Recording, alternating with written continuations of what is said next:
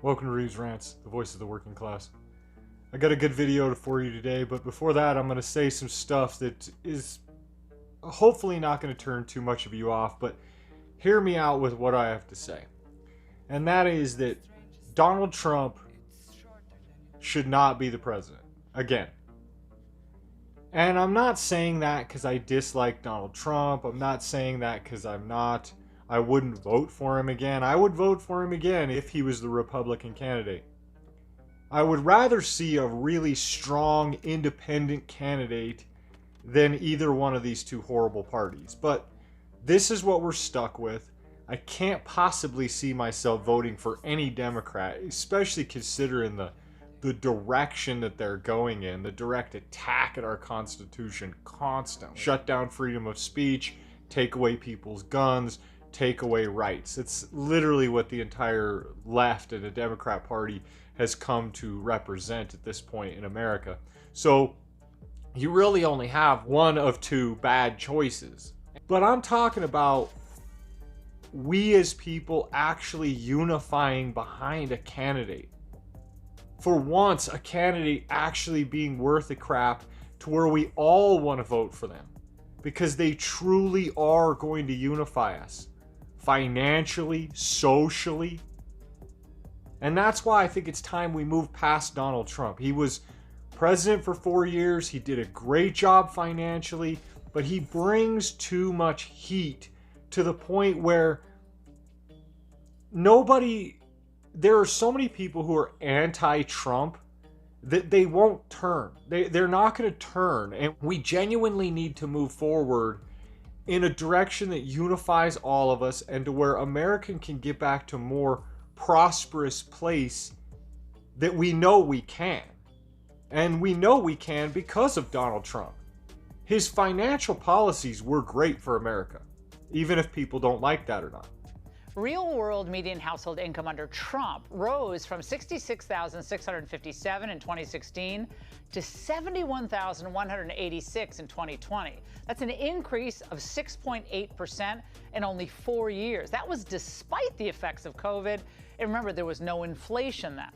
Now, to put this all into perspective, people saw much bigger gains under Trump in 4 years from 2016 to 2020, even with COVID, than they saw in 16 years of George W. Bush and Obama. Facts are stubborn things. His ability to get elected and his ability to appeal to the independents, I'm talking about even reaching across the aisle of how can people unify here. And it's not going to happen under the Democrat Party. And we cannot elect people who are just attacking the other side in that manner. I may attack the Democrat Party because I'm not running for any office. But if I was running for office, I would be trying to reach across. Where could we create unity? How could I get my message out there? So, with that being said, if you haven't hit that like and subscribe button, go ahead and do that now. I'm trying to get to 100 subscribers. I really need your help. Let's roll into it. Much has been written in the past month or so on how the Republican Party is blowing the midterm elections, especially the Senate. Now, one key point here. Never, absolutely never believe what the mainstream media and their liberal pollsters tell you. Never. This is that same mainstream media that told you that Hillary Clinton was going to win. And when Hillary Clinton lost, they told you Russia, Russia, Russia for 4 years and delegitimized Donald Trump and created most of the divide that's going on in our country today, arguably because of the mainstream media and their divisiveness. So they're going to sell this narrative now that everybody who's not supportive of the left, which they are, is an enemy. And that's what we're seeing from our president. And this is directly influenced, arguably, by our media. But of course, you and Mark and some others did some extraordinary reporting about all these contacts with Russians that Donald Trump and the whole team have been lying about now for 2 years. After 2 years and interviewing more than 200 witnesses, the Senate Intelligence Committee has not uncovered any direct evidence of a conspiracy between the Trump campaign and Russia. That's according to sources on both the Republican and the Democratic side of the aisle. Obviously, again, just it requires fact checking. Once, the first thing you said was that it was a complete exoneration, and it certainly was a complete exoneration on the issue of collusion. And that is not just good news for Donald Trump. That is good news for Americans, that the sitting president of the United States did not, in fact, collude with Vladimir Putin and Russia. So that's very good news. Second point, the Washington Post, New York Times, MSNBC, etc. crowd is arguing that the Biden Democrats are going to do better because of the brilliant legislation recently passed. Please do not believe this either. Virtually all the polls are showing that the so-called Inflation Reduction Act, with its massive climate giveaways, social spending increases, doubling the IRS, jacking up taxes, is not popular. Well, for a day that has been planned for weeks to be a celebration of a cornerstone legislative achievement named the Inflation Reduction Act, the split screen of that CPI report and the market reaction to it was certainly not ideal for President Biden. There are still a lot of headwinds heading into that election. Politicians lie, my friends. The media outlets, they lie. But the numbers do not lie. But this shows you how out of touch the Democrat Party is. The only people who support these bills have been the media and have been the left. From the bottom of my heart, I want to thank every one of my Senate Democratic colleagues who made the Inflation Reduction Act happen. Mr. President, thank you for unifying and inspiring a vision of a stronger, fairer, safer future for all, for our children. Your extraordinary leadership has made this glorious day possible. That's an applause line. Now, in the real world, people know that they're worse off. And the media is going to do everything possible, by the way, to avoid reporting all the facts that we brought you tonight. Because the brutal truth, while it's ugly here, is empowering. Just 21% of adults say we are heading in the right direction. And once again, 3 out of 4 Americans say we are on the wrong track. In fact, this number, never before in our poll, has this wrong track number been over 70% for this long. It's been nearly a year now. It shows how out of touch they are and how more out of touch the people who vote for them are. That's all it takes is a little bit of money, a free handout from the government, and all of a sudden these people vote for Democrats. People understand that more spending equals higher, not lower inflation. And it's the working folks of the middle class that are going to have to pay the higher taxes in that bill. Plus, Biden's vote-buying student loan cancellation is enormously unpopular. It could cost as much as $1 trillion. And again, it's working folks who are going to pay for the elites. President Biden wants to cancel hundreds of billions of dollars in student debt. Okay, but the poorer 2/3 of American kids who don't get a college degree are going to say, why should the people who didn't go to college and make less money subsidize the people who did go and make more? You want me to chip in so some liberal arts college can build a bigger rock wall? You lean upon the working class to pay for the people to climb out of the working class. And additionally, the $300 billion semiconductor corporate welfare giveaway to Silicon Valley elites, also unpopular. Now, that said, I do agree that the GOP should have a stronger, more focused future agenda message, especially for the Senate. I agree. In other words, my friend Senator Rick Scott is right, and my friend Mitch McConnell could be doing a lot better.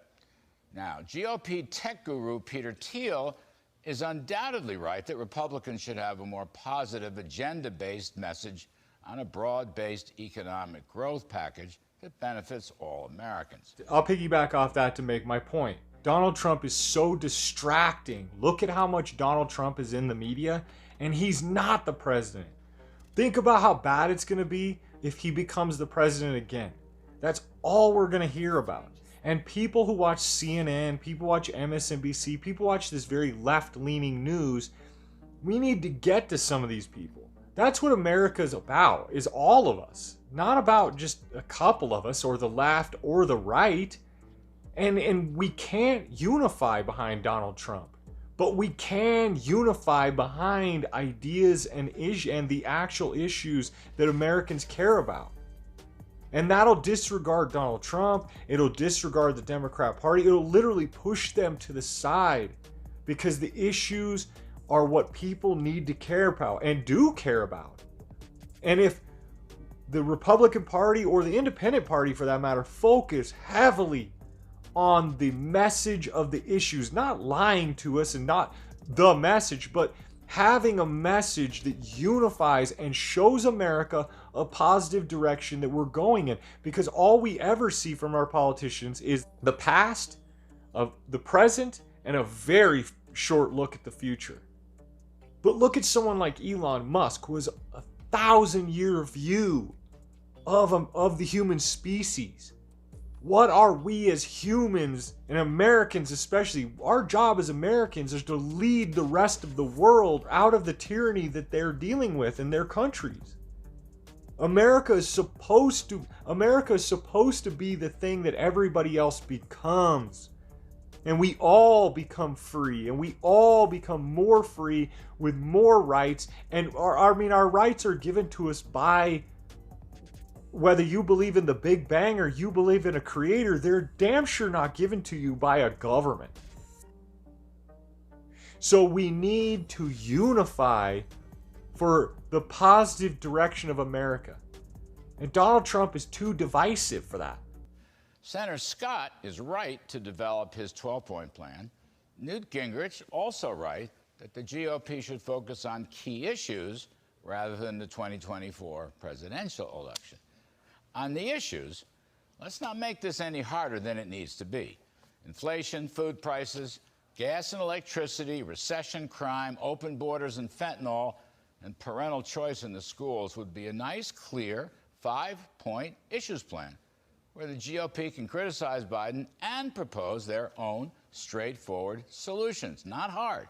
Curb federal spending, stop the money printing, reopen the spigots for fossil fuel, go hard on crime by backing the blue line and throwing out these crazy George Soros prosecutors, close the border, remain in Mexico, build the wall, and stop the fentanyl scourge by imposing a death penalty or surely a lifetime without parole sentencing for fentanyl trackers. Plus, don't forget, parental discretion and school choice. All of those were good ideas to help America. That's it, just helping America. Notice that the Democrat Party is focused on tearing down American Constitution and tearing down the Republican Party, but not about the issues. Not that hard. Now, instead of inflationary recession, supply-side Republican policies can generate over 3% growth. Cut taxes, cut regulations, cut spending. Nothing hard about this, because Democrats are so far to the left with their big government socialist policies, and American voters have a lot of common sense. They know of fraud and falsehood when they see it. Americans are angry, they're disappointed, and they are worried about the future of this country. Right now is the opportunity that if people who are informed, people who are on the right, people who love this country and know that we're heading in the wrong direction need to use our voices. I know that Americans do have common sense, but are they making the connection that liberalism and Democrat policies are the reason for this? This isn't because of Republicans, and this isn't just because they made a few bad decisions. This has been building for a very long time. But you know, with all this stuff going on, frankly, the Senate outlook probably a lot better than folks think. Arizona's Blake Masters even up right now. Joe O'Dea in Colorado closing in. Georgia's Herschel Walker, Nevada's Adam Laxalt, North Carolina's Ted Budd, and Ohio's J.D. Vance all have modest leads here in the middle of September. Ron Johnson is going to win in Wisconsin against his far-left opponent. Tiffany Smiley is near even in Washington State, even despite the Soviet-style People's Republic of Seattle. And I have to believe Mehmet Oz, who was polling almost even, is going to win in Pennsylvania.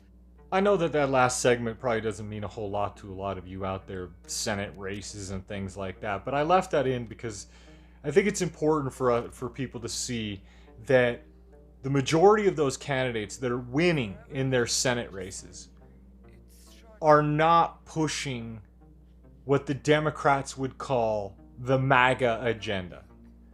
The majority of the candidates that he just showed that are winning in their Senate races, or even in their Senate races, are talking about the issues that people today care about. They're talking about solutions more than their opponent. And what you see from the Democrat Party is an attack of the opponent. Attack, attack, attack. That's exactly what we saw with Joe Biden. That's how he became president, was 4 years of attacking Donald Trump. Donald Trump's a racist. Donald Trump's this. Donald Trump's everything that you could possibly think of. MAGA this, MAGA that. Our politicians running for office this year in 2022 do not need to jump into the mud with the rest of the pigs. Just because pigs wrestle around in the mud and talk about lies and throw lies around and criticize their opponents and do those things doesn't mean that everybody has to be a pig and jump in the mud. You don't have to criticize your opponents. You don't have to take them down so that you win. That's become the majority of our political process, is to take out your opponent as opposed to be a better candidate. Talk about the things people care about. Be about the things people care about. And with that being said, hit that like and subscribe button. I'm trying to get to 100 subscribers. I need your help to do that. Thanks for watching. Later.